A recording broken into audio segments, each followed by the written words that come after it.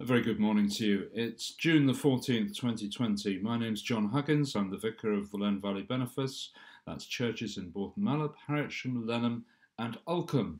And today we're going to be sharing some short videos as part of our worship. And I'd like to say a great big welcome to you, whoever you are. And particularly if you're not a regular member, you haven't been a regular member of our church in the past, and I hope you feel fully part of this online worshipping community this morning, and that you discover God meeting you at home or wherever you are when you watch this video. We're going to do a number of things today. I'm going to start off, I'll have just a few notices, then I'll read a passage from the Bible.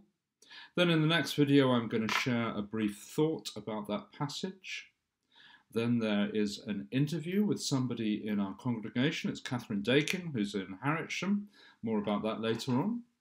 And then we'll sing a well-known hymn together, a well-known song that the Hollands have very kindly recorded from us. And lastly, we'll pray together, have communion together, and end with a blessing.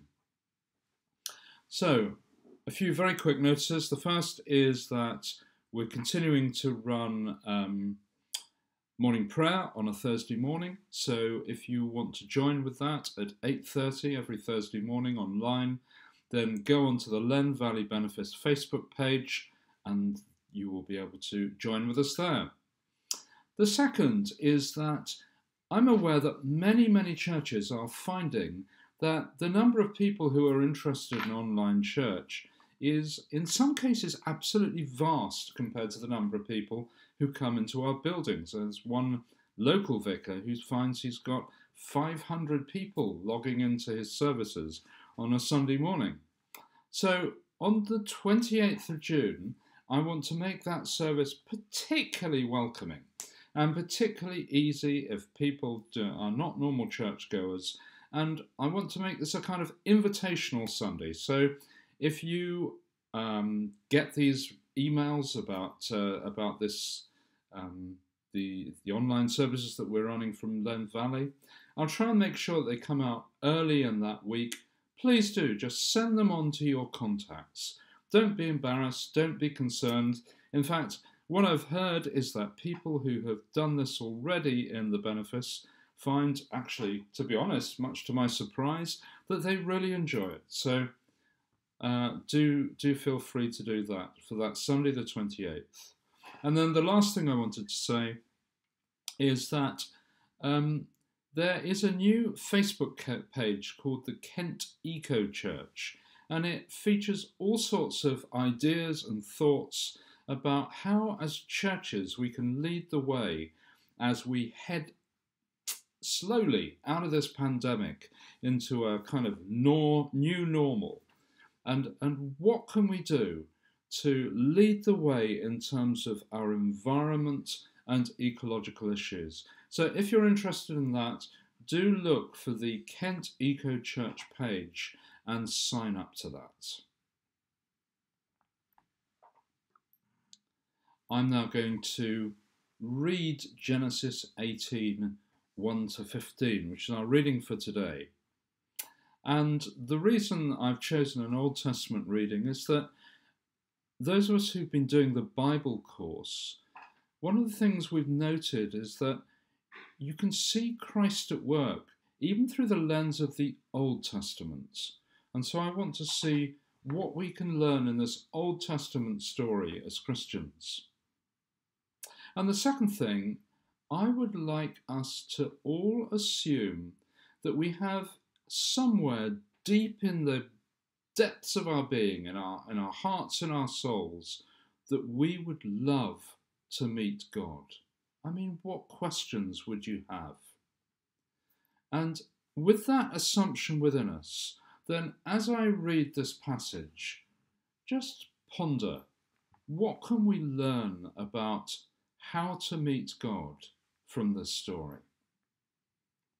So here I go, Genesis chapter 18. The Lord appeared to Abraham near the great trees of Mamre, while he was sitting at the entrance to his tent in the heat of the day. Abraham looked up and saw 3 men standing nearby. When he saw them, he hurried from the entrance of his tent to meet them and bowed low to the ground. He said, "If I have found favor in your eyes, my Lord, do not pass your servant by. Let a little water be brought, and then you may all wash your feet and rest under this tree. Let me get you something to eat, so you can be refreshed, and then go on your way, now that you have come to your servant." "Very well," they answered, "do as you say." So Abraham hurried into the tent to Sarah. "Quick," he said, "get 3 seahs of the finest flour and knead it and bake some bread." Then he ran to the herd and selected a choice tender calf and gave it to a servant who hurried to prepare it. He then brought some curds and milk and the calf that had been prepared and set these before them. While they ate, he stood near them under a tree. "Where is your wife Sarah?" they asked him. "There in the tent," he said. Then one of them said, "I will surely return to you about this time next year, and Sarah your wife will have a son." Now Sarah was listening at the entrance of the tent, which was behind him. Abraham and Sarah were already very old, and Sarah was past the age of childbearing. So Sarah laughed to herself as she thought, "After I'm worn out and my Lord is old, will I now have this pleasure?" Then the Lord said to Abraham, "Why did Sarah laugh and say, 'Will I really have a child now that I'm old?'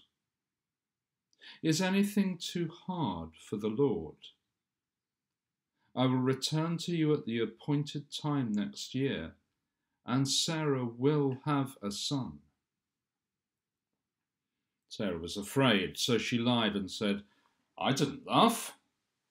But he said, "Yes, you did laugh."